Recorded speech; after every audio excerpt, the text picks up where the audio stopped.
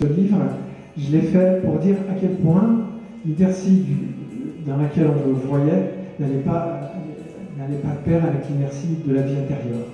Comment est-ce qu'un patient ne fait pas ce qui en principe est pour son bien? Et comment est-ce qu'un médecin peut ne pas faire pour son patient quelque chose qui est en principe pour son bien, puisqu'on appelle ça des recommandations de bonne pratique?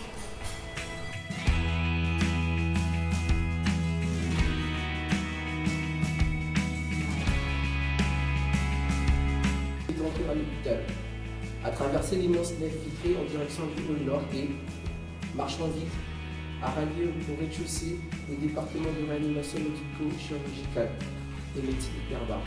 Je dirais que j'ai traversé différentes étapes de conscience.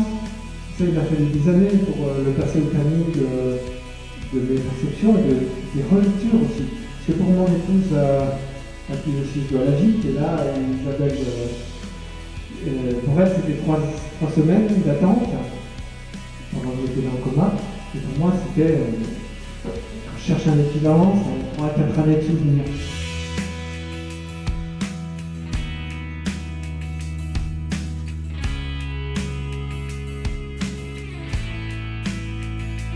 Je me suis penché sur le problème de l'inertie clinique, cette inertie clinique qui a été décrite beaucoup plus récemment que le problème de la non-observance. La non-observance, c'est connu depuis Hippocrate, et puis on en parle en médecine depuis au moins 30-40 ans. La femme n'a pas reçu à temps de massage cardiaque.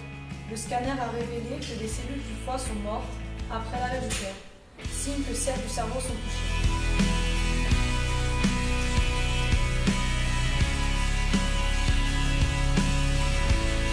Enseigner la médecine de la personne dans la formation des médecins généralistes et dans le BES de médecine générale, on se centre sur 6 compétences. Là, j'utilise 6 compétences en référentiel de 6 compétences. Et la compétence centrale, c'est l'approche centrée sur le patient. Votre fils est dans un état grave. Lors de l'accident, votre fils a subi un traumatisme crânien. Le scanner fait état d'une lésion importante au niveau du lobe frontal. Il porte une main sur son crâne à l'arrière de son front, figurant sa parole.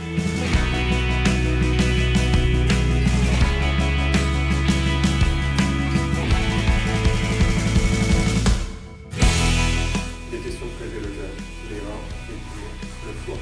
Si vous consentez à la démarche, vous serez informé. Et le corps de votre enfant sera restauré.